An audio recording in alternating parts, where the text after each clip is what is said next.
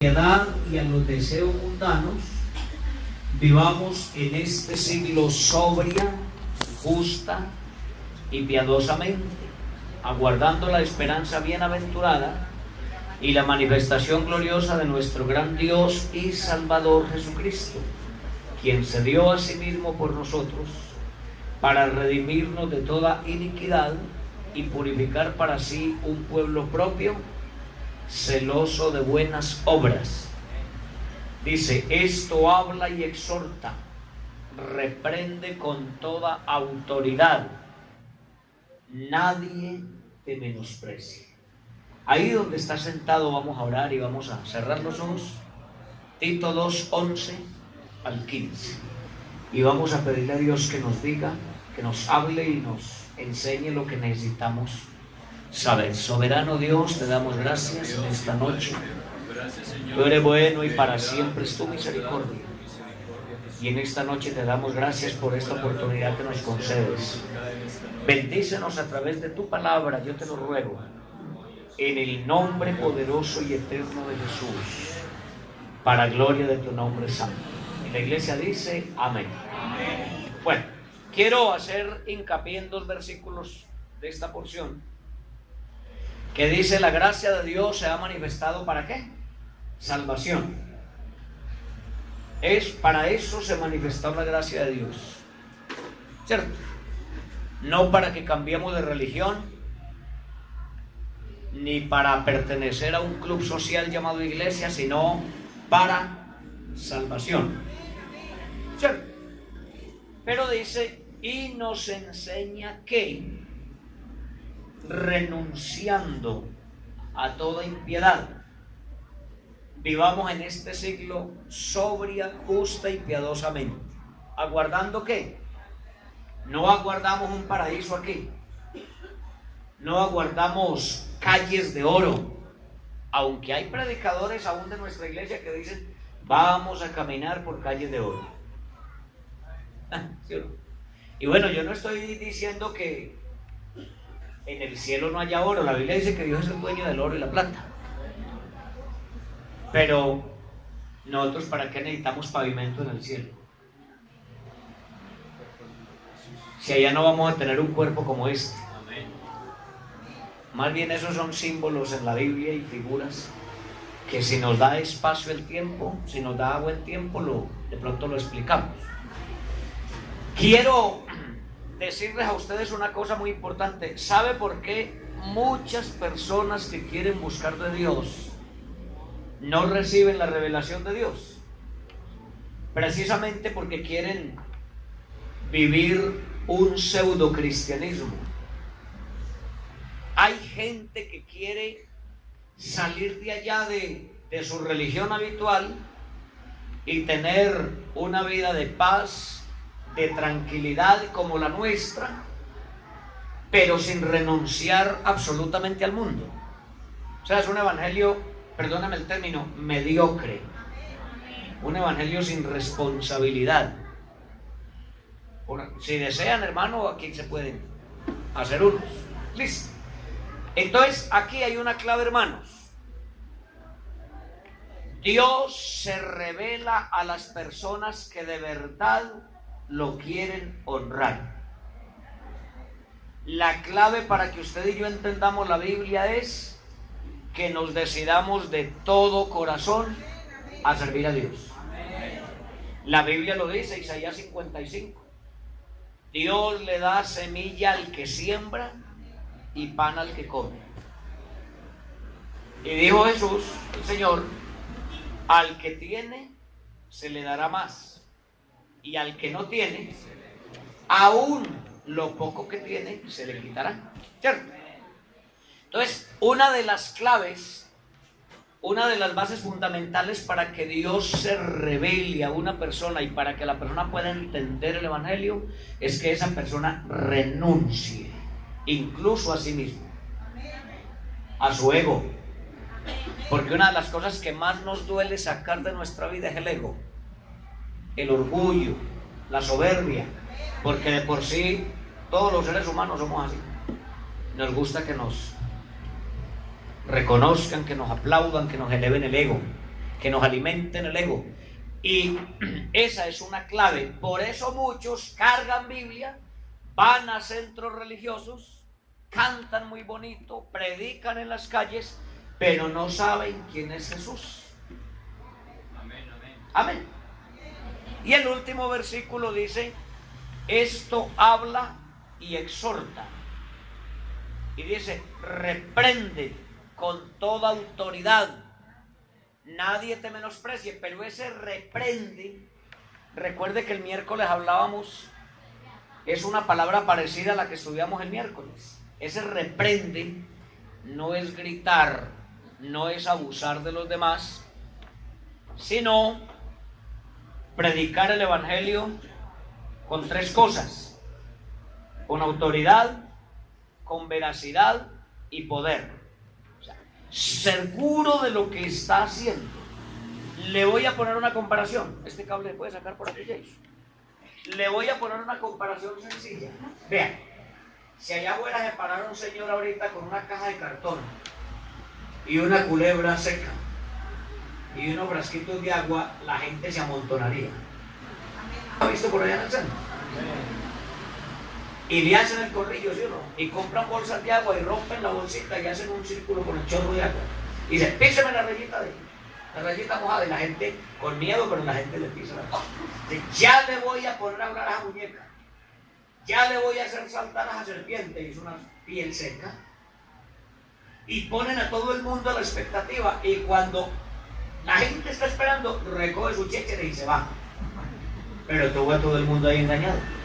Y la gente se amontona así porque la gente cree más a la mentira que a la verdad. Amén, amén. Pero si se para alguien a predicar el evangelio en la calle, la gente lo abuchea y le tira cosas. Todo depende de qué, de cómo predicamos. Esos brujos, esos serpentólogos, predican una mentira como si fuera real. Y nosotros, que tenemos la verdad más grande y gloriosa, la predicamos como si fuera mentira, dudando. ¿Da cuenta? ¿Y por qué dudamos? ¿Así o no? Nosotros en la Biblia tenemos una cantidad de promesas que son para nosotros, pero ¿por qué nosotros no las usamos? Porque nosotros dudamos. Si Jesús le hubiera dicho a sus discípulos: ustedes deben ejercitar la fe hasta que llegue a ser como la piedra del Peñol, por ejemplo, no hubiera dejado un problema grave. Pero el Señor dijo que como un granito de mostaza. Amén. Y es una de las semillas más pequeñas, pero que cuando crece, cuando se desarrolla y se convierte en árbol y crece, es inmenso. Sirve para las aves, para los animales del campo, para el mismo ser humano.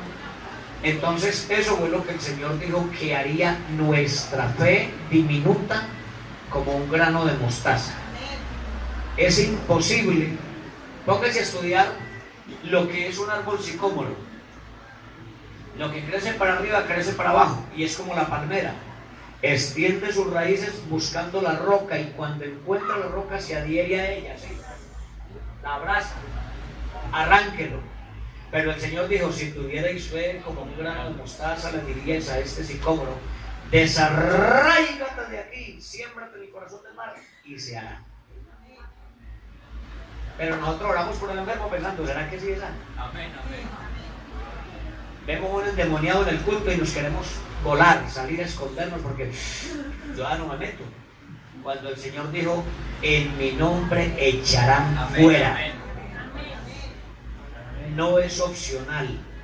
Se tienen que ir fuera. Amén, amén. A ver, vamos a mirar algunos textos de confrontación. Yo los llamo textos de confrontación. Pero primero les voy a hacer unas preguntitas. Vean. Hay una clave aquí. Mano, regálame un poquito de agua. ¿Tienes por ahí? Qué pena, hombre, gracias. La Biblia dice: Jesucristo vino a la tierra a cumplir 4 ministerios fundamentales. Levante la mano el que lo sabe ya. Eso lo debe saber usted. Los hermanos deben saber eso. Jesús vino a cumplir 4 oficios. ¿Cuál? No olvide eso. El número 4 en la Biblia significa el número cardinal de Dios. Por eso habla tanto del 4. Todos los números números tienen un significado: el 1, el 2, el 3, el 4, el 5, el 6, el 7, el 8, el 12, el 24, el 40, el 70. Todos tienen simbolismo en la Biblia. Pero el 4, acuérdese siempre, el número 4 es el número cardinal de Dios. Por eso la Biblia habla de oriente, de occidente, de norte y sur. Y aún en nuestra geografía también se menciona eso. El número 5, por ejemplo, en la Biblia es el número de la responsabilidad. ¿Sí sabía, cierto? Dios a usted le dio 5 sentidos. ¿Sí o no? De los 10 mandamientos que recibió Moisés, los primeros 5 tienen responsabilidad ante Dios y los segundos 5 ante el prójimo. David tomó 5 piedras para enfrentar gigantes, ¿sí? La Biblia habla de 5 ministerios. A unos constituyó Dios apóstoles, profetas, evangelistas, pastores y maestros. ¿Sí ve la relación que tiene? Bueno, Jesús vino a la tierra a cumplir 4 ministerios o oficios o funciones. Apréndalo de memoria o tome nota si desea. El primero, como profeta. El segundo, como sacerdote. El tercero, como rey. Y el cuarto, como juez. ¿Listo? 2 de ellos ya sucedieron. ¿Cuáles 2 sucedieron? Es fácil. ¿Cuál? ¿Profeta? ¿Quién dijo profeta? No le dé miedo. Si dijo profeta, no dude de lo que Dios le reveló. Ese es el primero, profeta. ¿Cuál otro ya sucedió? ¿Cuál? ¿Cuál? No le dé miedo decir lo que Dios le revele. Ya 2 de esos oficios han sucedido. Profeta y el segundo como sacerdote. Les voy a decir las citas, porque aprendamos algo. No se asusten decir que Jesús es el Hijo de Dios. Amén. Es que eso es. Hermano, ¿usted tiene solar en su casa?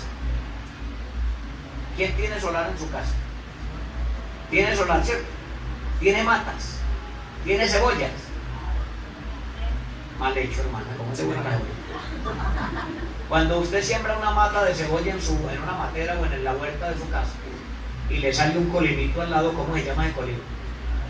El hijo de la mata de cebolla. ¿Sí o no? Es tan sencillo. La Biblia dice en Génesis capítulo 1 que Dios es espíritu y que se movía sobre la faz de las aguas. Pero Dios prometió humanarse para venir a salvar al mundo, para redimir al hombre.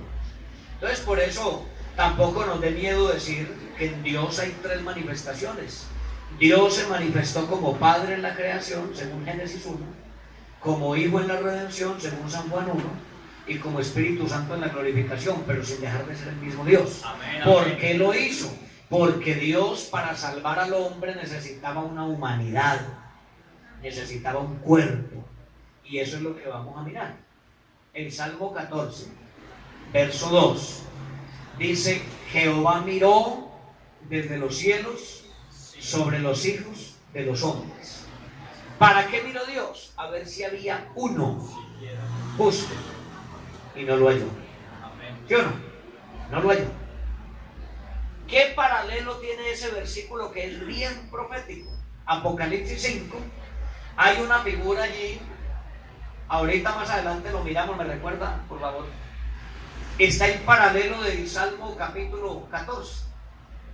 En Apocalipsis se ven las 2 posiciones de Dios. Apocalipsis 5, que ahorita lo miramos. No me dejen olvidar, por favor. Porque Dios necesitaba un cuerpo. Amén, amén. Si Dios viene como espíritu en su esencia natural, ¿quién lo hubiera podido colgar? ¿Hubiera podido ir a la cruz?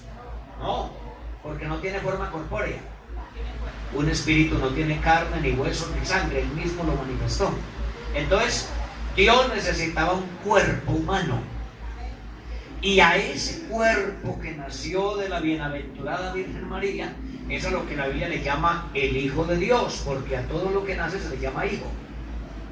Pero algunas personas piensan que es que Dios es un viejito anciano, de pelo largo, barbado, canoso, y que tuvo un conflicto y dijo: bueno, hay que ir a salvar al hombre, el hombre está perdido y hay que ir a rescatarlo. Entonces hicieron una junta extraordinaria en el cielo, que es la teoría de ellos. Hicieron Pues usted, si no se los ha encontrado, se va a encontrar personas que le van a hablar así. De hecho, hay una emisora de radio muy famosa, pues no lo debería decir por ética y respeto, pero usted sabe cuál es, Vida M. El presidente de esa organización, usted sabe cómo se llama, ¿sí o no? Él predicando en la radio, hace muchos años lo escuché decir, hubo una junta extraordinaria en el cielo. Está bien, estoy hablando del señor Carlos Álvarez Victoria. Hubo una junta extraordinaria en el cielo. Entonces el Padre reunió al Hijo y al Espíritu y les dijo, hay que ir a salvar al hombre. Entonces, aquí tomando decisiones, le va a tocar, hijo, ir a usted que es el menor de la familia divina. Mire qué chambonada. Le va a tocar ir a usted, pero no es porque usted es el menor en rango, en poder, en autoridad, en dominio. Pero no se preocupe que a usted lo van a despedazar y lo van a volver añicos los hombres, pero yo lo voy a levantar a los 3 días con el poder del Espíritu Santo. Pero escuche, el error y la chambonada fue que hace unos minutos antes estaba diciendo en una cabina radial que la oyen en todo el planeta Tierra, estaba diciendo que los 3 eran coeternos, coeficientes, coiguales y copartícipes. O sea, iguales en todo, en autoridad, en deidad, en divinidad, en subliminidad, todos eran igualitos. Pero resulta que cuando dice que mandó al Hijo por ser el menor, entonces tumbó todo su mensaje. Todo el mensaje lo tumbó, porque entonces, si a él le tocó venir por ser el menor, ¿dónde queda la coigualdad, la coeternidad, la coexistencia y la coparticipación? ¿Dónde queda? ¿Se da cuenta que tumbó el mismo mensaje? O sea, contradijo lo que había enseñado. Porque no entienden. Jesús es un ser teantrópico. ¿Sabemos qué es eso, cierto? ¿Le estoy hablando muy raro o qué? Bueno, la idea es que a ustedes les quede claro lo que hablamos. Teantrópico significa que Jesús tiene una doble naturaleza. Perfectamente humano, perfectamente divino. Cuando lo miramos como humano, se cansaba, le daba hambre, usaba la letrina, le daba sueño, lloró, dormía, oraba, como humano. Como divino, calma los vientos y la tempestad. Se durmió en el cabezal de un barco. ¿Quién se acostaría en el borde de un aparato de esos? Nadie, y menos con el mar alborotado. Usted va a un tour y usted en una lancha de esas que lo llevan por el mar, usted pensando, ¿dónde esto se voltea? ¿Qué hacemos? ¿Sí o no? Jesús se durmió en el cabezal de un barco y se relajó allá a hacer la siesta. Y se levantó la tempestad y los discípulos, maestro, maestro, cuidado que perecemos. Y la Biblia dice que Jesús se levantó y levantó la mano y el mar. Amén, amén. Porque Él es Dios. Amén. Como Dios perdonó pecados, como Dios limpió leprosos, como Dios responde la oración y como Dios resucitó muertos. Pero la gente no lo mira así, solo lo miran como un ser humano normal, que tenía poder y que tenía el dote de hacer milagros, no más. Ese es el problema, que no ven a Jesús como un ser ¿qué? Teantrópico. Acuérdense de eso siempre. Teantrópico. Perfectamente humano, pero a la vez perfectamente divino. ¿Listo? ¿Quedamos claros ahí? Si tiene alguna duda, levante la mano tranquilo, que por eso no le pongo problema. ¿Listo? Bueno. Entonces Jesús vino a cumplir 4 oficios. Como profeta, su primer sermón lo predicó en Galilea, Marcos 1:14. Aunque bueno, Jesús cuando tenía 12 años se paró en el templo de Salomón, abrió el rollo, el pergamino en el capítulo 61 de Isaías y predicó ese mensaje. El Espíritu del Señor está sobre mí porque me ha ungido, me ha enviado a pregonar libertad a los cautivos y a los presos, apertura a la cárcel. Pero se fue para la aldea de su padrastro a trabajar con él en la carpintería y cuando tenía 12 años y cuando regresó ya tenía 30. Que se supone que es la edad aplomada y equilibrada de un varón. A los 30. José empezó su vida pública a los 30. Y Jesús también le inició a los 30. Algunos escépticos enemigos del Evangelio dicen que durante esos 18 años Jesús se fue para la India a estudiar brujería y hechicería y que por eso fue que cuando vino hacía tanto milagro. Pero la historia dice que Jesús se fue a trabajar con José y María a la carpintería. Cuando Jesús tenía 30 años entró a Galilea. San Marcos 1:14, anote la referencia, y dice que el primer sermón que predicó fue este: el tiempo se ha cumplido. ¿Cuál tiempo? El que anunció Isaías 758 años antes de Cristo. Isaías anunció: por tanto la Virgen nos dará señal. ¿Cuál Virgen? Digo, ¿cuál Virgen? Una Virgen, no digo el nombre. Dios mismo os dará señal. Una Virgen concebirá, dará a luz un hijo, llamará su nombre Emanuel, que quiere decir Dios con nosotros. ¿Sí o no? Luego en el capítulo 9, 735 años antes de Cristo, anunció: porque un niño nos es nacido, hijo nos es dado, el principado sobre su hombro, y se llamará su nombre Admirable, Consejero, Dios fuerte, Padre eterno, Príncipe de paz, que no son nombres, son manifestaciones que llevaría un simple niño que iban a hacer. Entonces todo lo que anunció Isaías, Jesucristo le da fiel cumplimiento cuando llega a Galilea y dice: el tiempo se ha cumplido. ¿Cuál tiempo? El que anunció Isaías, de que Dios vendría. El reino de los cielos se ha acercado. Arrepentíos y creed al Evangelio. Ahí Jesús anunció su ministerio como profeta. Profeta es el que predica, el que está mostrando el camino. Amén. Como sacerdote, ¿qué dice San Juan 19? Dice que Jesús, tomando su cruz, salió desde la Torre Antonia 1 kilómetro empinada arriba hacia el monte de la Calavera, o en hebreo Gólgota, con la cruz a cuesta. Ahí cumplió su ministerio como sacerdote. Abrió los brazos en la cruz y fue suspendido entre la tierra y el cielo. Quedó levantado en la tierra. Lo había dicho, o había una figura de casi 4000 años atrás, cuando los hebreos eran mordidos por serpientes venenosas, que la solución, ¿cuál fue? Dios le dijo a Moisés: dígale a los hijos de Israel, levante una serpiente de bronce. ¿Por qué no la podían hacer de oro? ¿Por qué no de plata? Tenía que ser bronce. Y dijo: y colóquela en un asta de madera elevada, donde todo el pueblo la vea. Y cuando alguien sea mordido por una serpiente, que salga del campamento, mire la serpiente de bronce y será sano. Tenía que ser de bronce porque el bronce en la Biblia significa juicio. Amén. Y la madera, la asta de madera, la madera significa la humanidad. Entonces todos salían y miraban a los que eran mordidos y eran curados inmediatamente.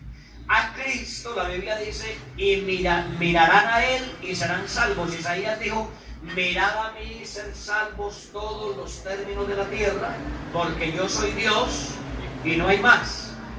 ¿Te das cuenta? Entonces hoy, eso simboliza que hoy el que mire a Cristo, desde el día que fue crucificado el Señor, todo el que mire a Cristo por la fe es salvo. Pero es que mirarlo implica someterse. ¿De acuerdo? Mirarlo implica entregarse, creerle, obedecerle, rendirle tributo, honrar a Dios. Eso significa mirarlo. ¿Estamos claros ahí? Bueno, esas dos funciones de Jesús ya pasaron. ¿Cuál estamos esperando? ¿Como rey? No, usted y yo no lo esperamos como rey. Usted y yo estamos esperando la segunda venida de Cristo. Usted y yo esperamos el arrebatamiento, que quede eso claro. Los que esperan la segunda venida de Cristo son los que no se convierten a Él. Porque cuando el Señor venga por la iglesia, su venida no será visible. Amén, amén. La Biblia dice, 1 Tesalonicenses 4:13: tampoco queremos, hermanos, que ignoréis acerca de los que duermen. ¿Quiénes son? Los hermanos que murieron en el Evangelio.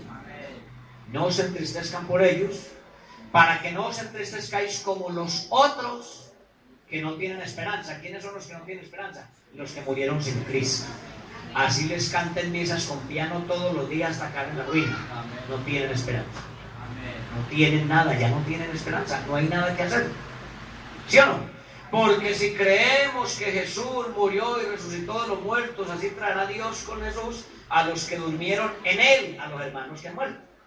Por lo cual os decimos esto en palabra del Señor, o sea, en el nombre del Señor, que nosotros que vivimos, los no precederemos, eso significa no nos adelantaremos a los que durmieron, porque el Señor mismo, con voz de mando, con voz de arcángel y con trompeta de Dios, descenderá del cielo, y los muertos en Cristo resucitarán primero, incorruptibles. Luego nosotros, detrás de ellos, los que estemos vivos, seremos transformados, dice 1 Corintios 15, en un abrir y cerrar de ojos. A la final trompeta es la voz del Señor, porque sonará la trompeta y los muertos serán resucitados incorruptibles. Y dice que nosotros subiremos a encontrarnos con el Señor en las nubes, y así estaremos para siempre con el Señor. Esa vez nadie lo verá. Bien, ya están las nubes. Pero a los 7 años, ya estoy predicando escatología, pero a los 7 años regresará con la iglesia. Ahí sí, todo ojo le verá. Dios nos guarde de estar en los zapatos de los que se van a quedar. Porque a ellos sí les toca enfrentar la venida del Señor como rey, a gobernar en la tierra por 1000 años. ¿Listo? A los 1000 años, su ministerio de rey y su papel protagónico de hijo de Dios, que algunos predicadores de otras iglesias dicen Jesucristo, el Hijo eterno de Dios. ¿Cuál eterno? Si nació en Belén, y su ministerio como hijo se acaba. Por eso usted encuentra en 1 Corintios 15 que dice, luego el fin, verso 24 en adelante, cuando haya suprimido todo poder, toda autoridad y todo dominio, porque preciso es que él reine hasta que haya sometido debajo de sus pies a todos sus enemigos. Y luego el último enemigo que será derrotado es la muerte, porque preciso es, y dice que se presentará ante el que le sujetó a él todas las cosas, y dice que claramente se exceptúa aquel que le sujetó a él todas las cosas. Entonces los trinitarios dicen, vea, ahí está el Hijo sujetándose al Padre. Eso no es así. Y eso quiere decir que el ministerio de Jesús como hijo se acaba y volverá a ser Dios en esencia, en su esencia, como Él era. ¿Cuándo va a suceder eso? Después del milenio. Jesucristo termina su ministerio de hijo, su ministerio de rey, que va a gobernar con los judíos sobre la tierra. Ahí es lo que los de maletín confunden, de que va a haber un paraíso donde la gente va a comer melones grandes y auyama de toneladas, que los niños le van a dar de comer en la mano a la serpiente y al león. Eso es para los judíos, eso no es para los testigos de Jehová, ni para la iglesia va a estar glorificada allá. Eso es para los judíos. Y cuando se terminen esos 1000 años, entonces el Señor va a volver a tomar su posición como Dios. Dice Apocalipsis 20:11 en adelante, dice, he aquí se estableció un trono blanco y delante de él, del que estaba sentado en el trono, se pondrán de pie todos los muertos, grandes y pequeños, desde el diluvio hacia acá.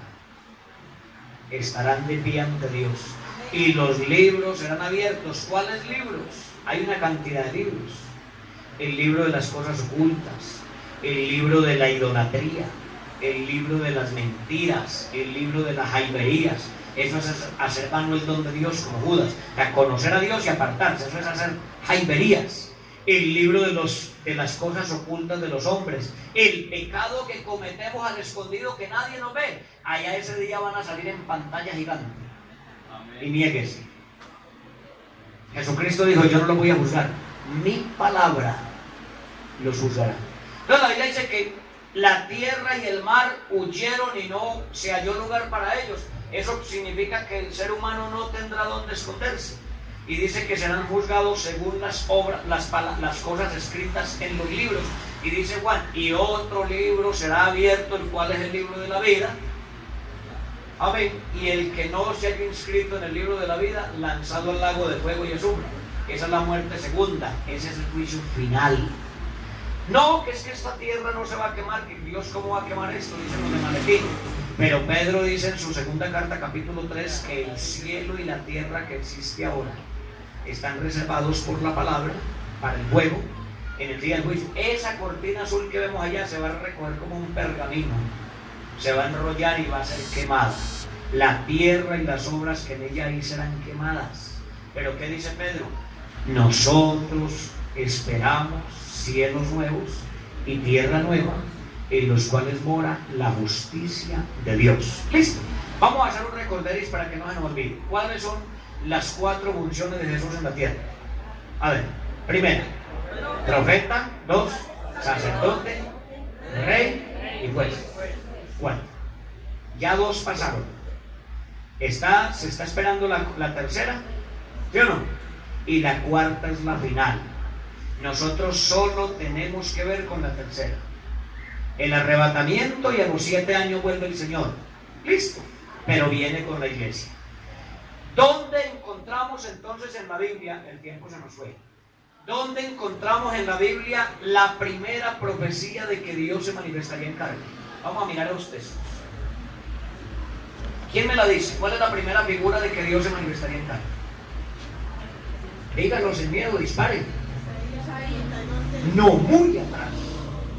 Desde Génesis. ¿Cuál es la primera, Jason? Cuando los 2 hijos de Adán, fueron al culto, la Biblia dice que uno trajo las mejores yucas y las mejores piñas de la huerta y los plátanos más bonitos, ¿cierto?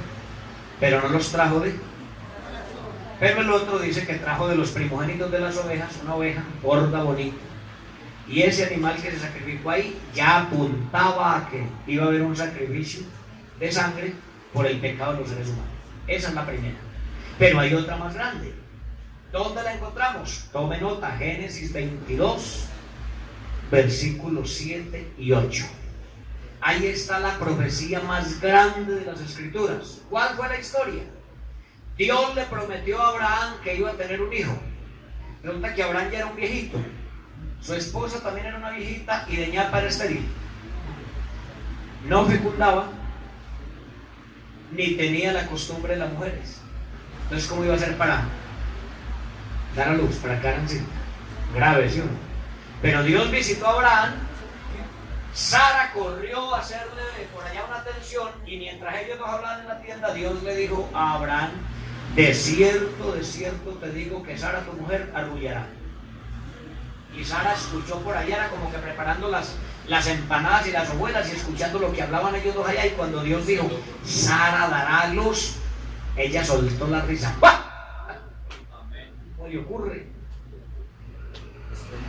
Por eso su hijo, su primer hijo, llevó el nombre de Isaac, que significa risa.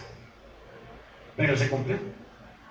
Resulta que como el viejito, en su premura porque se cumpliera eso y nada, y buscando y nada, y la viejita también de pronto pensando que yo suelo los hijos y nada, entonces le dijo: acueste con la empleada. La empleada sí puede. Y el viejito le obedeció y se acostó con la hija, con la empleada, la embarazó y nació primero Ismael. Y mira el conflicto que hay todavía entre palestinos, árabes y judíos, todavía peleando. Pero la promesa de Dios era a través de Isaac. ¿Listo? Resulta que Abraham tiene un hijo llamado Isaac, lo ama con toda su alma, y cuando tiene 16 años, el Señor le dice: Abraham, heme aquí, vete al monte Moria, 3 días de camino, por unos peñascos, por unos riscos. Vete a Moria y ofréceme a tu hijo único, Isaac, a quien amas. Y ella tenía uno mayor llamado Ismael. Pero el Señor le dice: a tu hijo único Isaac, a quien amas, y ofrécemelo en sacrificio.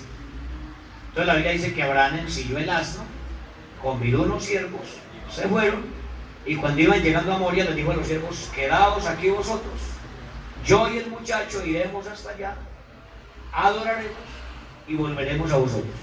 Y llevaba un cuchillo grande, porque la idea y la intención de él era obedecer a Dios. tender una palizada de leña, amarrar a su hijo de pies y manos, degollarlo y quemarlo. Él iba convencido de eso. Pero como el hijo ya sabía cómo era que se hacían los sacrificios, versículo 7 de Génesis 22, cuando el muchacho vio todo preparado, le pregunta: Padre mío, heme aquí mi hijo. Y él dice: he aquí que tenemos la leña y el fuego, pero ¿dónde está el cordero para el holocausto? Y el versículo 8 está la profecía. Abraham respondió: Dios se proveerá de cordero. Ojo que hay unas Biblias modernas analizadas e impresas por casas trinitarias y católicas, donde le quitan la S y la E y dice: Dios proveerá el cordero, o sea, mandará un cordero. Pero el original en las escrituras, y la Reina Valera 1960 dice: Dios se proveerá de cordero. Eso quiere decir, se vendrá él mismo y se hará cordero. ¿Dónde tiene? Ya lo tiene ahí abierto, lo está analizando. ¿Dónde tiene cumplimiento esa profecía? 4000 años después, está Juan el Bautista bautizando en el río Jordán personas que venían a él para que lo bautizaran. Él no conocía a Jesús, aunque eran primos hermanos. Él está haciendo su oficio y de pronto siente una presencia exquisita, una presencia especial. Juan mira y ve venir a Jesús, y sin conocerlo, en Juan 1:29 dice: he aquí el Cordero de Dios que quita los pecados del mundo. Ahí se cumplió esa profecía. He aquí, ese es. Les presento al Cordero de Dios que quita los pecados del mundo. ¿Está claro hasta ahí? ¿Alguna duda, pregunta o aclaración? ¿Estamos bien? ¿Está tomando nota o está imprimiendo ahí en el disco duro? Bueno, vámonos a la segundo acontecimiento. Hay otra mujer estéril, aunque hay muchas más, pero así rapidito. Hay otra mujer estéril, su esposo se llama Manoa, y ella le promete a Dios que si le da un hijo varón, lo va a dedicar al servicio de Dios. Y un día, dice el capítulo 13 del libro de Jueces, que Dios envió un ángel para que le hablara a la esposa de Manoa y le dijo: vas a dar a luz tu hijo y se va a cumplir tu deseo. La esposa viene y le corre y le cuenta a Manoa, contenta: un ángel de Jehová me visitó, me prometió que iba a tener un hijo, que iba a dar a luz. Y él dijo: no, que se me presente a mí. Empezó a orar: presénteseme a mí también, confírmeme, ratifícame.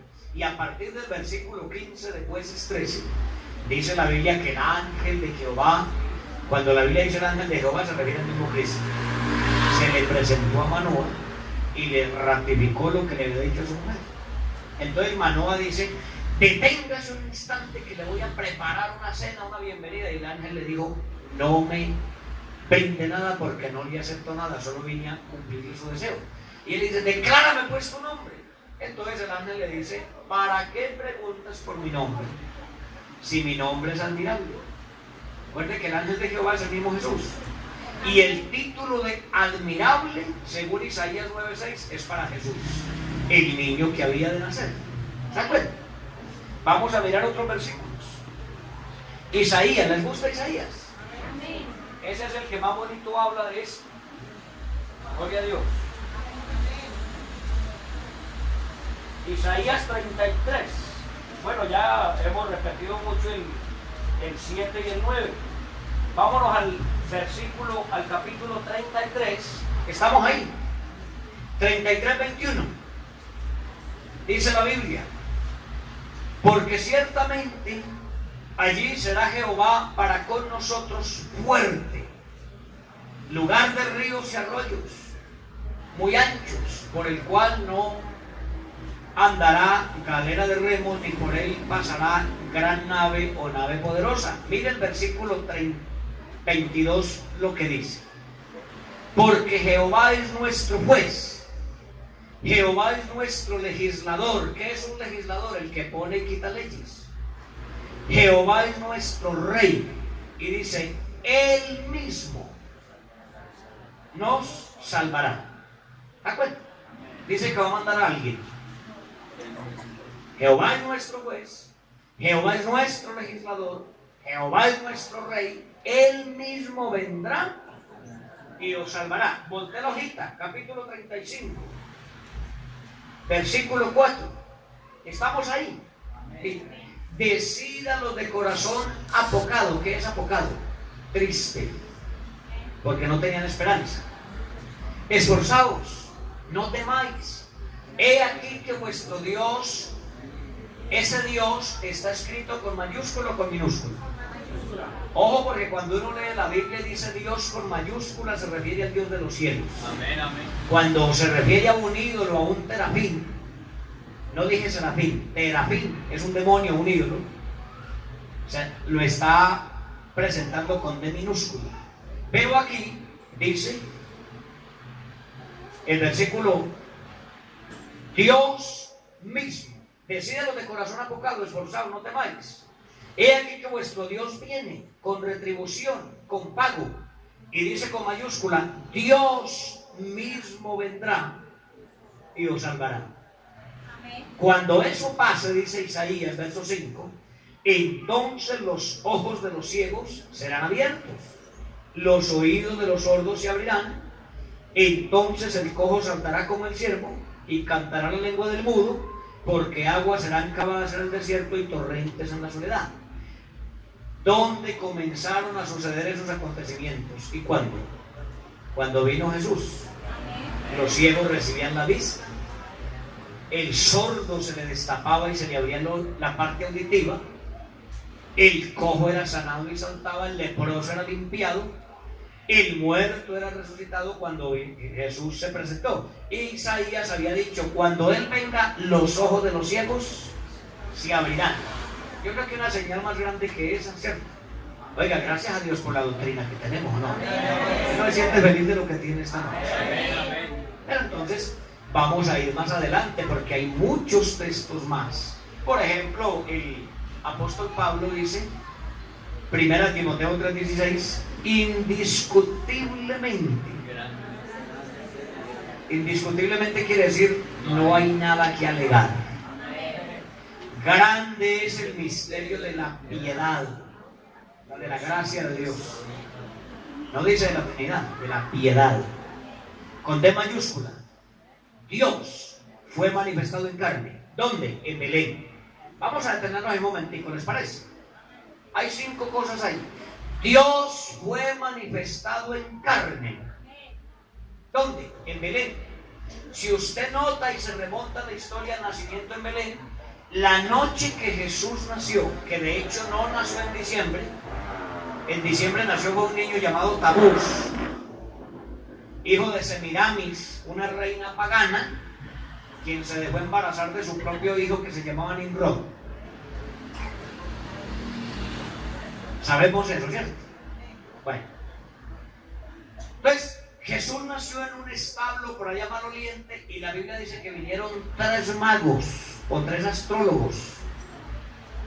No eran brujos, eran personas que identificaban los astros, se identificaban con las estrellas, con el sol, con la luna.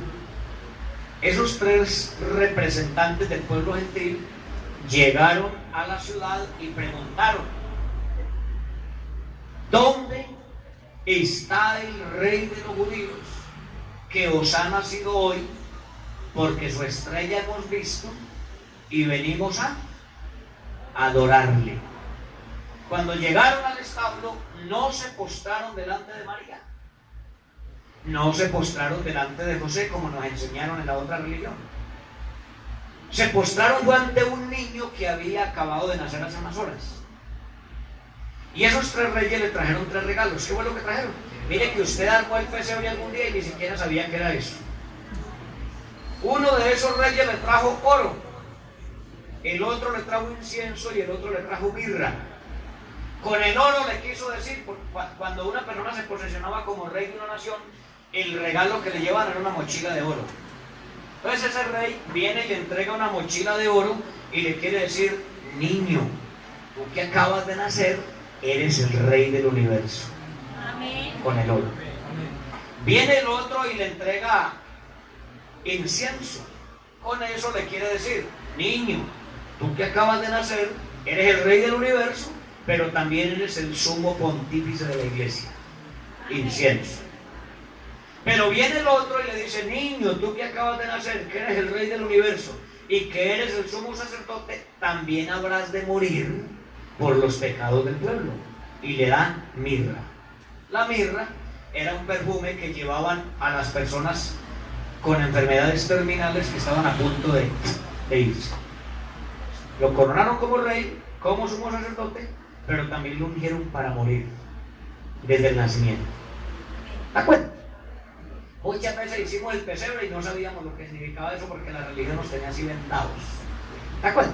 Entonces el apóstol Pablo dice, indiscutiblemente grande es el misterio de la piedad. Dios, con mayúscula, fue manifestado en carne. Eso es ineludible. Nadie lo puede contradecir. La Biblia no dice Dios mandó a su Hijo en carne, no. Dios fue manifestado en carne. Ese texto le quita la cabeza a cualquier religioso. ¿Qué más dice? Justificado en el Espíritu. ¿Y por qué justificado en el Espíritu? Porque Jesús fue tentado en todo, pero sin pecado. El diablo le dijo, ¿tienes hambre? Con 40 días sin comer y un ser humano normal, conviertas piedra en pan. No lo hubiera podido hacer. Alimentó casi 20,000 personas con 5 panes de cebada y 2 pececitos. No podía haber sacado pan de la nada. Si eres el Hijo de Dios, lánzate del pináculo abajo. Y le citó el Salmo 91, porque escrito está que a sus ángeles mandará a ti para que te guarde y tu pie no tropiece en piedra. El diablo también se la Biblia. ¿Sí o no? Luego lo llevó y le mostró los reinos del mundo. Imagínese, usted me invita a su casa y yo me siento en sus muebles y le digo, hermana, cómpreme el televisor, le vendo estos muebles, le estoy ofreciendo lo suyo.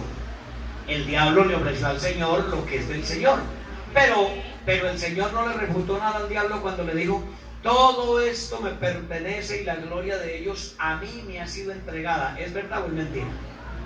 Es verdad, porque el mismo ser humano le ha entregado todo al diablo.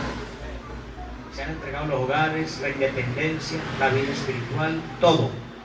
Cuando un hombre se va para una cantina, le está diciendo al diablo, amárreme. Cuando un hombre se droga, le está diciendo al diablo, cautíveme. Cuando una joven se prostituye, le está diciendo al diablo, acabe conmigo que no quiero libertad. Eso es lo que pasa. ¿De acuerdo? Entonces le dice, justificado en el Espíritu, porque fue sin pecado. La única boca del ser humano sin engaño es la del Señor. Amén, amén. Las únicas hermanos sin tocar maldad y la única mente sin malicia es la del Señor. Si Jesús hubiera cometido un ápice de pecado, no hubiera resucitado los muertos.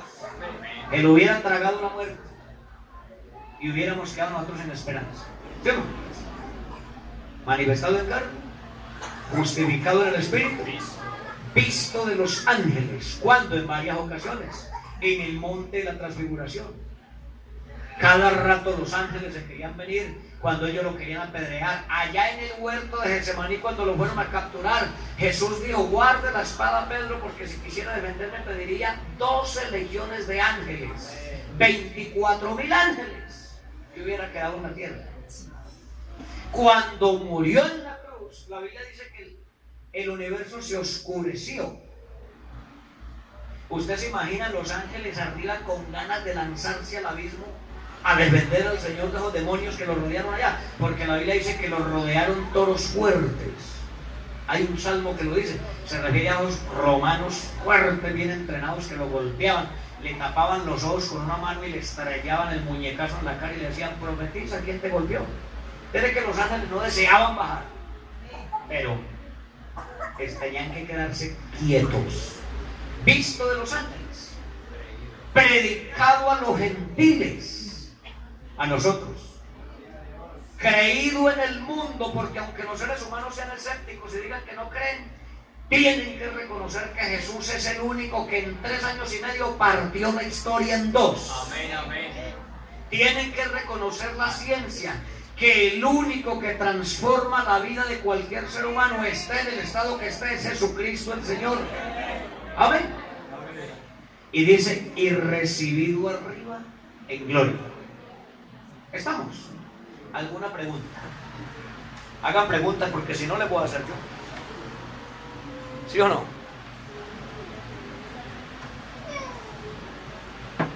¿Está claro todo lo que hemos hablado? ¿No? Amén, amén. Porque yo hablo y hablo y usted ahí mirando, pero si tiene alguna duda, levante la mano. La idea es que hablemos 3 o 5 palabras, pero que queden claras. ¿Sí o no? No que hablemos 10.000 palabras y que usted se vaya, qué bueno que digo. No, la idea es que todo nos quede claro. ¿Listo? Entonces, en los minutos que me quedan, porque el tiempo aquí se va, vamos a mirar algunos textos que utilizan algunos religiosos de otros grupos y que si usted no ha desarrollado un entendimiento claro de la palabra, no tiene claro lo que es exégesis, que es examinar el texto, al texto hay que buscarle lógica y razón. De seguro que a usted lo van a enredar más. O así no lo enreden porque usted está seguro de lo que tiene y no lo cambia por nada. Pero entonces usted va a temer encontrarse con alguien de maletín o con alguien que diga que cree en 3. ¿Sí o no? Entonces vamos a mirar algunos versículos que nos dan una luz directa a la interpretación de los textos que ellos mismos usan y que los quieren tergiversar, pero que no tienen ni lógica ni razón. ¿Qué iba a decir?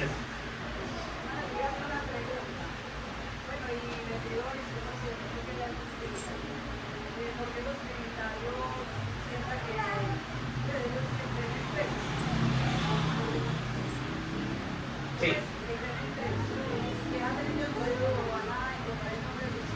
Usted no ha visto cómo ellos oran, que a veces dicen orando, oramos en el nombre del Padre, bajo la unción del Espíritu, y en sujeción al Hijo, algo así. Entonces involucran a los 3 para que ninguno se ponga bravo.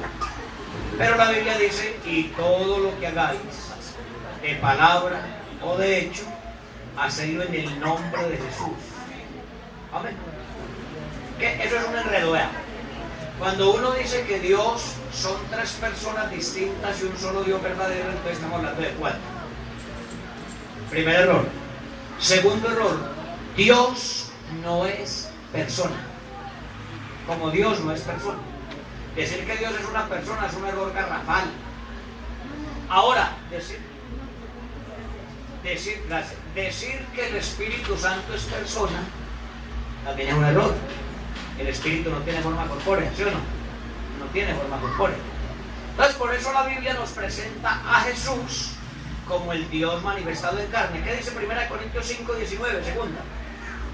Que Dios estaba en, no dice con, estaba en Cristo, reconciliando consigo al mundo, no tomándole en cuenta a los hombres sus pecados, y nos encargó a nosotros el misterio o el ministerio de la reconciliación. ¿Se da cuenta?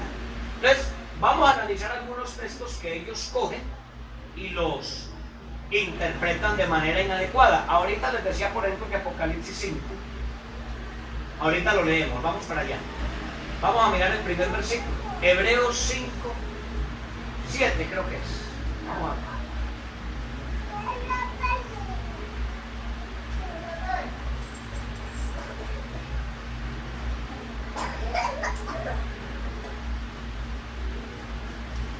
Estamos ahí. Miren lo que dice el versículo de Hebreos 5, 7.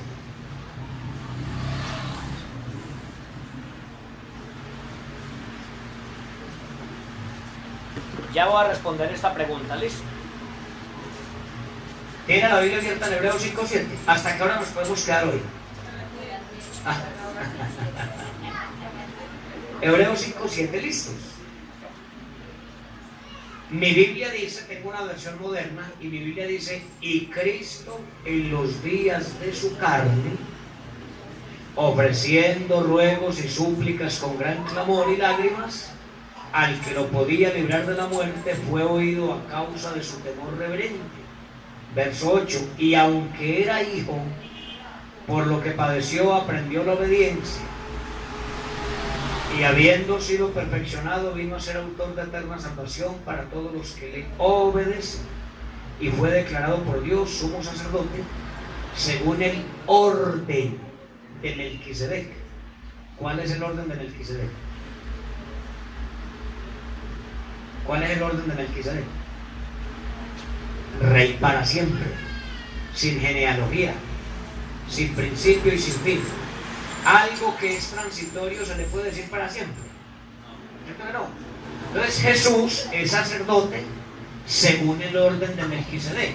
¿Por qué no según el orden de Aarón? Porque Aarón pasaría y todos los del sacerdocio levítico pasarían. ¿Por qué pasarían? Hebreos 9:27, porque está establecido para todos los hombres que mueran una vez y después el juicio. Aarón era un hombre, sus hijos eran hombres, pero Melquisedec no era un hombre cualquiera, era una teofanía de Dios. El mismo Cristo ha aparecido allá para bendecir a Abraham en Génesis 14. Entonces Jesús es sacerdote para siempre según el orden de Melquisedec. Ahora, la clave es, el versículo 7 dice, Cristo en los días de su carne. Otras Biblias dicen, Cristo en los días de su humanidad. Otra versión dice, Cristo en los días de su vida terrena. ¿Qué quiere decir eso? Cristo mientras estuvo en la tierra o fue un ser humano, ofreció ruegos y súplicas. ¿Por qué los ofreció? A ver, alguien que me diga. Acuérdese de lo que le dije ahorita que era Jesucristo. ¿Por qué Jesús allá en el huerto de Getsemaní se recostó a una piedra y dijo, Padre? Cuando Jesús decía Padre, ¿a quién le hablaba? ¿A quién? Al Espíritu Santo, porque la Biblia dice en Mateo 1:18 al 23 que el que engendró a Jesús es el Espíritu Santo.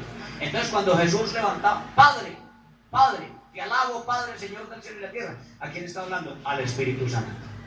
Y San Juan 10:30 Jesús dice, yo y el Padre somos el mismo, el Padre que es el Espíritu Santo.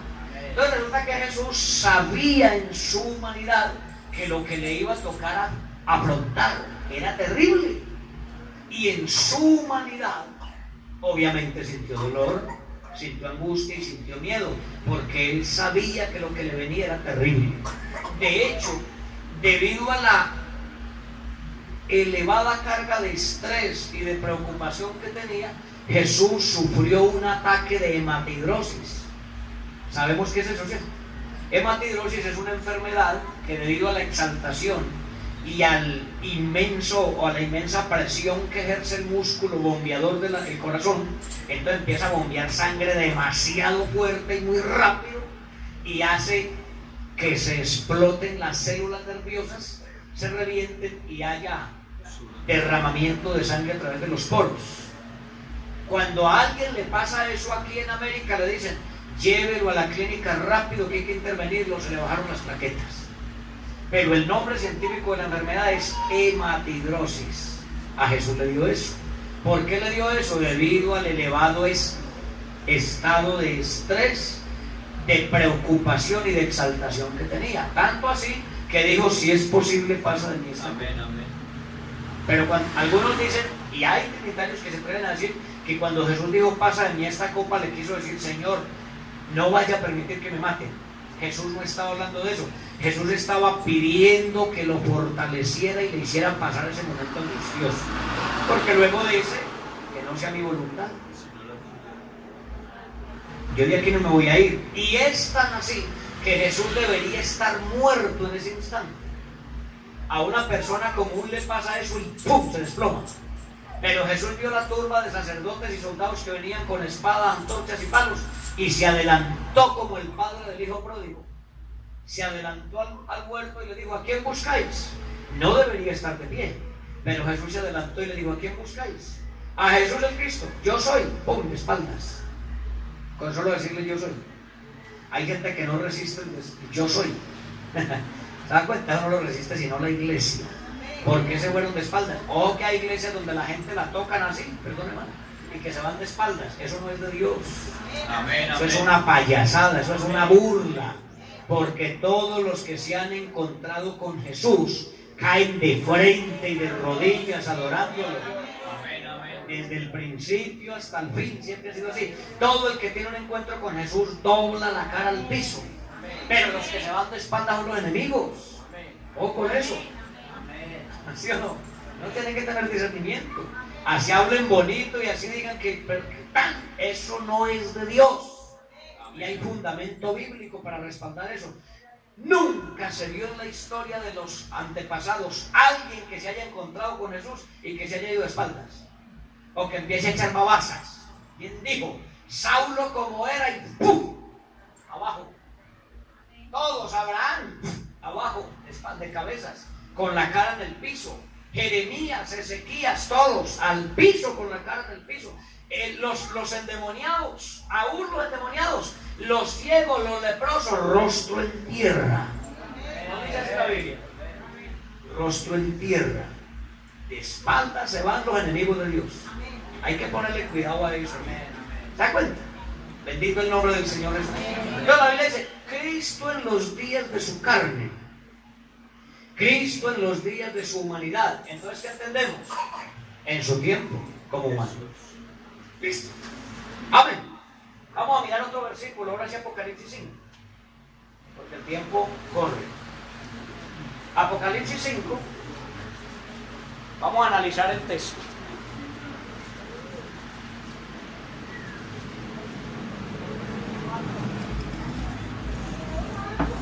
Dice, Apocalipsis capítulo 5 verso 1 dice, vi en la mano derecha del que estaba sentado en el trono. ¿Cómo dice la Biblia? ¿Del que estaba o del que está? Un libro escrito por dentro y por fuera. ¿Se acuerdan que al principio les dije que era el paralelo del Salmo 14? Un libro escrito por dentro y por fuera, sellado con 7 sellos. Y vi a un ángel fuerte que pregonaba a gran voz. ¿Qué pregonaba el ángel? Lo mismo que Dios miró en el capítulo 14 de Salmos. ¿Quién es digno? ¿Quién puede? ¿Quién es santo? No lo halló. Dice, ¿quién es digno de abrir el libro y desatar sus sellos? Versículo 3. Y ninguno, ni en el cielo, ni en la tierra, ni en las aguas debajo de la tierra, podía abrir el libro ni aún mirarlo. Nadie. Nadie. Versículo 4. Dice Juan, y lloraba yo mucho, porque no se había hallado a ninguno digno de abrir el libro, ni de leerlo, ni de mirarlo. Verso 5. Y uno de los ancianos me dijo, ¿cuántos ancianos dice el capítulo 4 de Apocalipsis que habían allá? ¿Cuántos ancianos habían? ¿Ah? ¿Cuántos ancianos habían allá sentados? 24. ¿Y por qué 24? Porque es un número múltiplo de 12. El número 12 en la Biblia es un número de autoridad y de gobierno. Y tenían que haber 24 porque es una representación de la iglesia en todos los tiempos. 12 patriarcas por el Antiguo Testamento, que eran los 12 hijos de Jacob, y 12 apóstoles del Cordero. Entonces hay en esos 24 tronos 24 ancianos sentados con ropas blancas que representan la iglesia en todos los tiempos. ¿Estamos de acuerdo? Listo.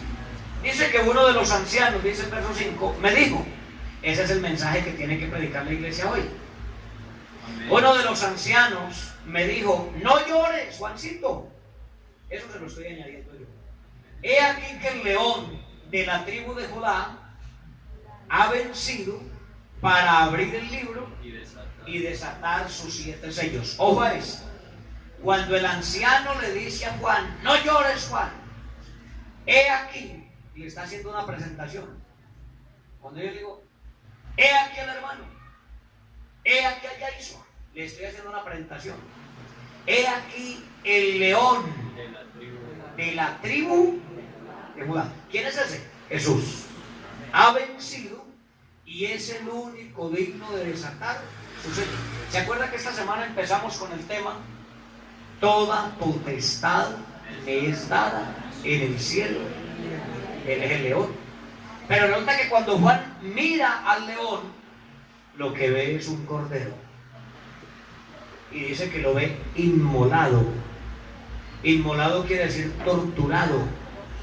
Es más, la palabra inmolado en el latín quiere decir espolvoreado como harina. Entonces el anciano me dice, he aquí el león, y Juan mira y lo que ve es un cordero. Entonces ellos, cuando digo ellos son los otros religiosos, dicen, no, es que ahí estaba el Padre sentado y tenía un libro en la mano derecha y el Hijo vino, como en Daniel también dice, capítulo 7, que había un anciano de días y que vino uno como un hijo de hombre y le tomó de la mano derecha. Es la misma figura. No es que haya un viejito y que viene el otro y le toma el libro, eso es ridículo. ¿Por qué? Porque en el capítulo 4 de Apocalipsis y el verso 2 dice, al instante estando yo en el Espíritu, he aquí un trono establecido en el cielo y en el trono uno sentado. No hay más. Si hay más dioses están destronados. Si un Dios sin trono no es Dios. ¿Estamos de acuerdo? Un trono establecido, o sea, firme, inamovible, con solidez, con fundamento inconmovible. Ese es el trono de Dios. Entonces, ¿qué es lo que vemos en el capítulo 5 de Apocalipsis? Las dos posiciones de Dios como juez, exigiendo el pago por el pecado. Porque la paga del pecado es muerte, mas la dádiva de Dios es vida eterna en Cristo Jesús. Por cuanto todos pecaron, están destituidos de la gloria de Dios. No hay justo sobre la tierra ni aún uno. Jehová miró desde los cielos sobre los hijos de los hombres para ver si había uno y no lo halló. Por cuanto todos pecaron y están destituidos. ¿Quién como Jehová? Dice el salmista, ¿quién como Jehová que se ñangota? O sea, se inclina o se humilla en los cielos para mirar sobre los hijos de los hombres. Entonces Dios está exigiendo en su inmensa santidad y divinidad y bondad, está exigiendo una paga por el pecado. Pero resulta que en la tierra no hay ni uno justo que pague por el pecado. Entonces, ¿qué hace el mismo Dios? Presenta la solución. Hay una exigencia, pero como aquí no hay quien solucione, Él mismo soluciona y se presenta como cordero. Como juez, exigiendo por la paga del pecado, pero como no hay nadie que lo solucione, entonces Él mismo se hace cordero, siendo león, se hace cordero y brinda la solución por el pecado. ¿Está claro? Entonces, ahora voy a responder esta pregunta. Aquí me dicen, porque de hecho hay personas que piensan que cuando el Señor vino al mundo, el cielo se quedó vacío. ¿Qué dicen ustedes? Les respondo bíblicamente. San Juan capítulo 3, versículo 13. ¿Qué dijo Jesús en ese versículo? Ojo a lo que dijo.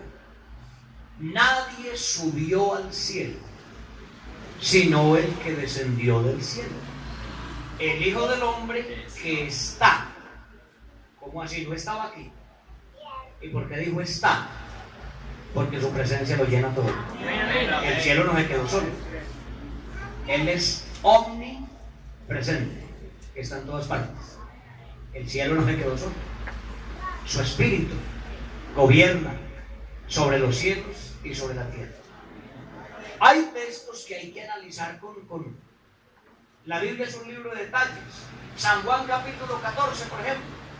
Jesús habla y habla del Padre, habla del camino. Y ojo a este texto porque es bien diciente. No se turbe vuestro corazón, es el sermón de Jesús. No se preocupen, no dejen que su corazón se altere. Creen en Dios, crean también en mí. Ahí está, dice: en la casa de mi Padre muchas moradas hay. Si así no fuera, yo os lo hubiera dicho. Voy pues a preparar lugar para vosotros. Dice: y si me fuere y os prepararé lugar, vendré otra vez y os tomaré a mí mismo, para que donde yo estoy, no dice para que donde yo voy a estar, para que donde yo estoy, vosotros también estéis. ¿Se da cuenta? Mira la gramática de la escritura. Bendito el nombre del Señor. Versículo 4. Y sabéis a dónde voy, al cielo. y sabéis el camino. ¿Estamos? Verso 5. Le dijo Tomás: Señor, no sabemos a dónde vas. ¿Cómo pues podemos saber el camino? 6. Jesús le dijo: yo soy el camino, la verdad y la vida. No dijo yo soy un camino. Yo soy el camino. Literalmente quiere decir que solo hay un camino. Amén, amén. Yo soy el camino, la verdad y la vida, y nadie viene. Los trinitarios, con todo respeto, lo predican y nadie va. ¿Por qué cambian? ¿Por qué tienen que cambiar la gramática escritural? El texto dice: y nadie viene. Es porque está hablando de sí mismo. Nadie viene al Padre si no es por mí. Si me conocieseis, también al Padre conocerías, y desde ahora le conocéis y le habéis visto. ¿Dónde lo vieron? Ahí. Esto no tiene pierde. ¿Se acuerdan que esta semana les decía que nosotros, para demostrar que Jesús es Dios, no necesitamos abrir la Biblia? Gracias a Dios por los hermanos que fueron trinitarios y que hoy están en la iglesia. Porque le digo, entender eso después de estar allá es solo que Dios se revele. Usted le puede explicar las veces que sea y no lo va a entender si Dios no se lo revela. Sencillito. El que haya sido trinitario y esté aquí debe vivir agradecido porque Dios lo tomó y lo trajo. Esto, ¿desde dónde estaba profetizado? Jeremías 6:16. Miren cómo dice el texto. Jeremías 613 años antes de Cristo, capítulo 6. Así dijo Jehová: paraos en los caminos, los, plural, el camino de cada quien. Paraos, ¿qué es lo primero que hay que hacer? Pararse. Y mirad y preguntad por las sendas antiguas, en singular, cuál sea el buen camino. Primero dice en los caminos y luego dice y preguntad por las sendas antiguas, cuál sea el buen camino, y andad por él y hallaréis descanso para vuestras almas. Paralelo del texto, Pablo, Filipenses 2:20, edifíquense sobre el fundamento de apóstoles y profetas, pero siendo la principal piedra del ángulo Jesucristo. Jesús dijo: yo soy el camino, la verdad y la vida, y nadie viene al Padre si no es por mí. Esto nos pone muy contentos, ¿no? Amén. Ahora yo les hago una pregunta antes de ir a los textos. Me les voy a pasar un poquito. 8:12, vamos hasta la y media pues. Yo les hago una pregunta: ¿quién revela el Evangelio, el Padre o el Hijo?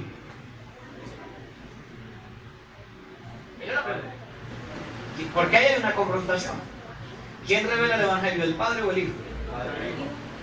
Levanten la mano los que creen que es el Padre. Sin miedo. Levanten. Ahora levanten la mano los que creen que es el Hijo. Vamos a ver qué dice la Biblia. ¿Listo? Mateo capítulo 11.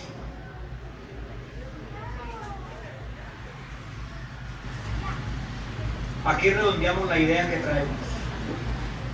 Mateo capítulo 11. ¿Estamos ahí? Bueno.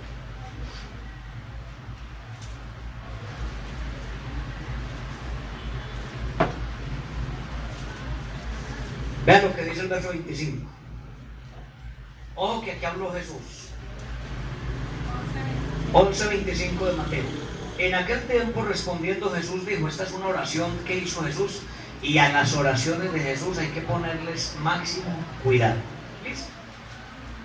Dice: en aquel tiempo, respondiendo Jesús dijo: te alabo, Padre, Señor del cielo y de la tierra, porque escondiste estas cosas de los sabios y de los entendidos y las revelaste a los niños.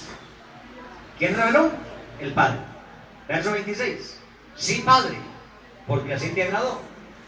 Todas las cosas me fueron entregadas por mi Padre, y nadie conoce al Hijo sino el Padre, ni al Padre conoce alguno sino el Hijo, y aquel a quien el Hijo lo quiera revelar. ¿Sí o no? Pero resulta que en Mateo 16, verso 17, más adelante, Jesús le pregunta a los discípulos, ¿qué dice por ahí la gente? ¿Que quién soy yo? Y empiezan unos que Elías, otros que Jeremías, otros que algunos de los profetas. Y Jesús les dice, ¿y vosotros qué pensáis? ¿Que quién es el Hijo del Hombre? Entonces Pedro se levanta y dice, yo digo que tú eres el Cristo, el Hijo del Dios viviente. Eso quiere decir, yo digo que tú eres el Mesías, Dios manifestado en carne. Eso significa Hijo del Dios viviente. Entonces Jesús le dice, bienaventurado, eso es por siempre feliz, bienaventurado eres Simón, hijo de Jonás, porque no te lo reveló carne ni sangre, sino mi Padre. Y en Mateo 11 dice que es el Hijo. Entonces deducimos con toda seguridad que el Padre y el Hijo son el Hijo. Amén, amén. ¿Sí o no? Ahora sí vamos a terminar. Apocalipsis 14. Bien, usted se encuentra con un trinitario, con un testigo de Jehová. Ambos grupos usan este versículo y usted le va a coger la clave aquí. Dice, estamos en Apocalipsis 14. La Biblia bien abierta ahí. Habla de los 144,000 que dicen ellos que son los únicos que van para el cielo. Yo una vez le dije a un anciano de ellos, un siervo ministerial que llaman, que ya no es pastor sino siervo ministerial, y yo, oiga, su Dios es muy mediocre. ¿Cómo así? Va a llevar, tiene 3 cielos y solo va a llevar allá 144,000 peludos y ya están, mientras que al infierno van a ir millones y millones de millones. No es justo. Yo quiero ir al cielo. Si ustedes predican un evangelio donde ya no hay cupo para viajar, a mí no me lo predique, porque a mí me interesa ir allá. A mí no me interesa esta tierra llena de maldad y de desorden y de pecado. Yo quiero ir al cielo. Y si no hay más cupo, entonces déjeme quieto fuera de esa doctrina suya. Es un bruto ignorante que no entiende. Vean lo que dice la Biblia. Esos 144,000 son los sellados de Israel, que dice la Biblia que no se contaminaron con mujeres. ¿Cómo así? ¿No tuvieron relaciones sexuales? No. Quiere decir que no se torcieron de la fe en el Dios monoteísta, ni se fueron a adorar dioses paganos, sino que se conservaron en la fe del único Dios. Entonces dice el verso 1, después miré,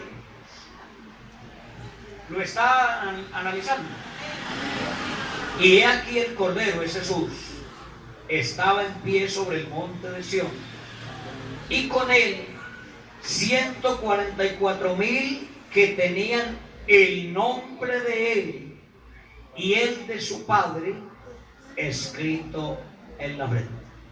Entonces usted se encuentra con él, o él coge una persona que nunca ha leído la Biblia y le dice, vea, ahí está hablando del Padre y del Hijo.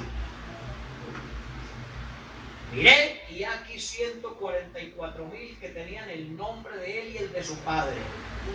Entonces el que no tiene el discernimiento dice, ay, sí, los pentecostales están errados. Ay, si hay dos, el Padre y el Hijo, doctrina dualista. Ay, y no vuelven a la iglesia y van los hermanos de visitación. Hermano, ¿qué pasó, Cristo? No, hermano, Dios me dio una nueva revelación. Dios me iluminó, me mostró que perdí 20 años en la IPU. No, ya tengo una nueva revelación. Hay dos. ¿Se da cuenta? Y hay cantidad de hermanos que se han dejado arrastrar de eso. Pero resulta que cuando analizamos bien el texto, en el mismo texto está la trampa de ellos. ¿Sí o no? Yo les dije esta semana que una sola letra cambia todo. ¿Sí o no? Entonces dice el texto, vamos a volverlo a mirar, que tenían el nombre de él, del Cordero, y el de su padre, escrito o escritos. Escrito, singular. ¿Y cuál es el nombre del padre? ¿Se da cuenta? Ya sabemos, ¿sí o no? El nombre. Ese texto, el que no lo identifique bien, lo enredan con él. Ya lo sabemos, ¿sí o no? Ya lo tiene claro. Vamos al siguiente, Apocalipsis 22. Aquí terminamos. Apocalipsis 22, verso 3. Está hablando de la Nueva Jerusalén, que les expliqué, les decía ahorita que algunos predican que vamos a caminar por calles de oro y que vamos a tener un mar de cristal. ¿Y un mar para qué? ¿Cierto? El oro en la Biblia representa la pureza, la divinidad, no se deje confundir. Eso habla de la pureza que debe tener la iglesia. El cristal habla de la transparencia. Y dice la Biblia que descendió la ciudad, es tipo de la iglesia. Y dice que un ángel poderoso con una caña de medir de oro, esa es la palabra, vino y midió la ciudad, y por donde la medía, su anchura, su altura, su longitud, habla del interior, daba medidas iguales. Es decir, nosotros no podemos tener 20% santidad y 30% fe y 35% buenas obras. Por donde nos miran, debemos de dar medidas estándares e iguales. No vamos a caminar por calles de oro, sí, claro. No se purifique, porque usted más adelante encuentra, no entrará en ella ninguna cosa impura, o que haga abominación, ni mentira, sino los que han sido lavados. El que ha sido lavado no practica el pecado. El que ha sido lavado se guarda. El que ha sido lavado permanece y espera en la multiforme gracia de Dios. No se deja contaminar del mundo. ¿Me explico? Capítulo 22, verso 3 dice: y no habrá más maldición. El trono de Dios y del Cordero, o sea, dos tronos. Vean, hay dos tronos, ¿sí ven? Le van a decir. Pero entonces usted sigue leyendo y dice: el trono de Dios y del Cordero estará. No dice estarán. Sigue mostrando, estará en ella, y sus, en plural, siervos, le, en singular, o les, dice les. En alguna Biblia dice lo servirán, o en otras dicen le, pero sin ese, servirán. Versículo 4: y verán su rostro. No dice sus rostros. Si hubieran dos, tendría que decir sus rostros. Pero dice, y verán su rostro. Y luego dice, y su nombre. No dice sus nombres. Su nombre estará en sus frentes. ¿Sí o no? Esto es como un abrebocas para que usted se la coja más para analizar la Biblia. Cuando uno lee la Biblia tiene que analizarla. Por eso el Señor nos dijo, lean las Escrituras, estudien las Escrituras. El Señor dijo, escudriñad. Salomón, ¿qué dijo? Si la escudriñases como a tesoros. ¿Ha visto un minero como escudriña una roca para sustraer un diamante? Si la escudriñases como a tesoros. Jesucristo dijo, escudriñad las Escrituras, porque a vosotros os parece que en ellas tenéis la vida eterna, y ellas son las que dan testimonio. Una pregunta. ¿Alguna preguntita? 5 minuticos de preguntas. ¿Le quedó claro la que respondí aquí? El cielo no se quedó solo. La Biblia dice que Él lo llena todo. Amén, amén. Y San Juan 3:13. Incluso para los que creen que la Virgen María subió en cuerpo y alma. Primera de Corintios 15 dice que al cielo no puede subir ni carne ni sangre. El único que subió al cielo con un cuerpo normal fue Jesús. Por eso dice, nadie subió. El mismo que subió por encima de los cielos para llenarlo todo con su presencia. Este Jesús que ha sido tomado de nosotros al cielo, así mismo volverá, como le habéis visto ir al cielo. Nadie. Dice, nadie subió al cielo sino el que descendió del cielo, el Hijo del Hombre que está. No dice estaba, está en el cielo. Otra preguntita.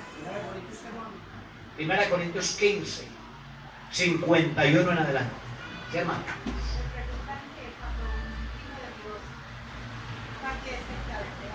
¿A dónde va? Bueno, buena pregunta. La Biblia en San Lucas capítulo 16, verso 19 en adelante, algunos lo predican como parábola, pero no es una parábola. Notará usted allí que no dice parábola del rico y Lázaro, Porque una parábola es una fábula, una película, una comedia que se inventan para asemejar o representar algo. Pero allí lo que está descrita es una enseñanza de administración. ¿Cómo se administra la vida? Cada uno de nosotros somos administradores. ¿De qué?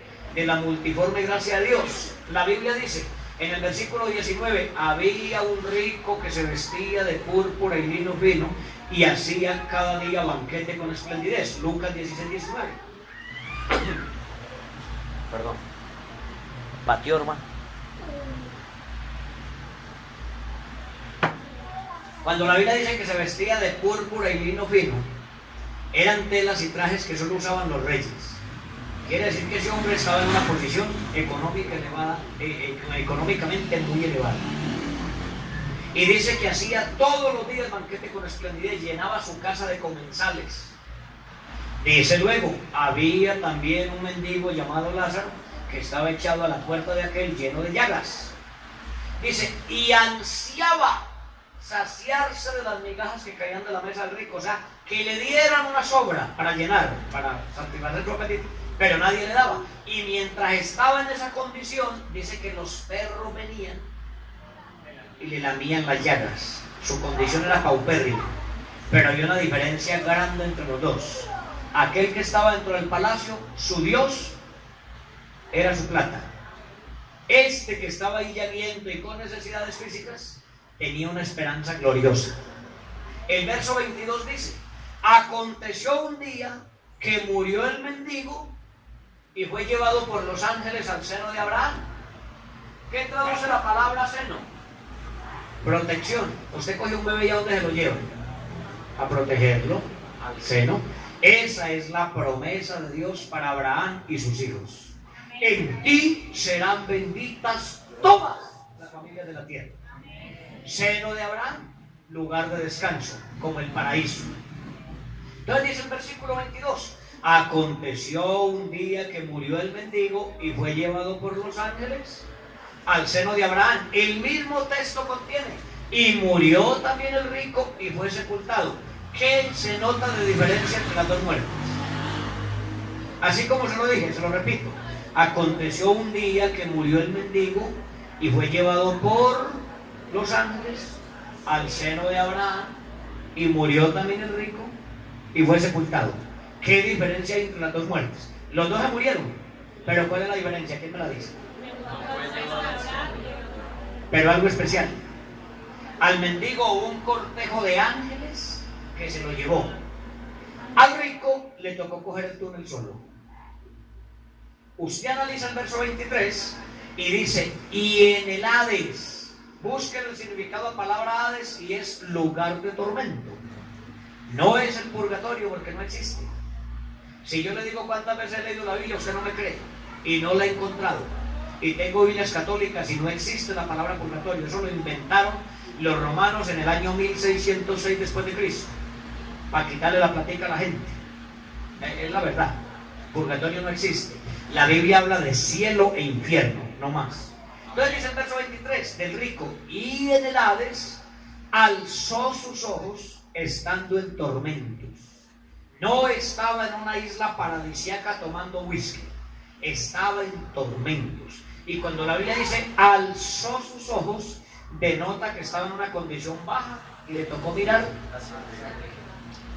Y comenzó el clamor: Padre Abraham, ten piedad de mí y envía a Lázaro para que moje la punta de su dedo en agua y refresque mi lengua, porque estoy gravemente atormentado en esta llama. La pregunta es, ¿sería que ese rico, cuando estaba aquí disfrutando de todos los deleites del pecado, recibiría un banano de manos del llamiento que estaba ahí en la puerta? ¿Se comería un banano de manos de él? Pero ahora donde estaba, anhelaba, deseaba que aquel llamiento le metiera el dedo humedecido en la boca. Entonces hay gente que, ¿quién ha venido de por allá para decirnos que por allá hay castigo? Ahí está la Biblia hablando. Amén. Entonces comenzó el clamor: Padre Abraham, mándalo, mándalo, mándalo. ¿Qué le respondió Abraham? Hijo, tus bienes recibiste en vida. O sea, usted se deleitó, gozó, parrandeó, hizo lo que le plació, esa es su paga. Lázaro tuvo tormentos y cosas allá, pero ahora es consolado aquí. Ese es su padre. Verso 26. Además de esto hay una gran cima que está puesta entre nosotros y vosotros, de modo que los que están aquí no pueden ir allá, ni los que están allá pueden venir aquí. Usted mira la palabra cima en la Biblia y se puede escribir de dos maneras: cima con C de casa o cima con S. En la Biblia está escrita con S, quiere decir cima de abismo. En la Biblia católica no dice cima. En la Biblia católica dice, además de esto hay un gran abismo.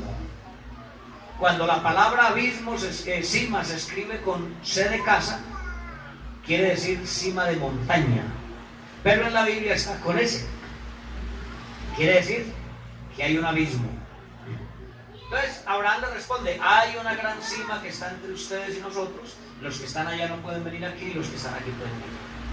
Mismo, esa es su paga. Entonces él, viendo que ya no había esperanza para él, comenzó: te ruego pues que lo mandes a la tierra, a la casa de mi padre, porque tengo 5 hermanos, para que les testifique, para que ellos no vengan a este lugar donde yo estoy. Eso queda a entender que los que mueren sin Cristo anhelan volver a tomar el cuerpo para arrepentirse, porque ya no hay nada. Amén, amén. Ya no hay nada, ya no hay cómo. Entonces, ¿qué le respondió Abraham?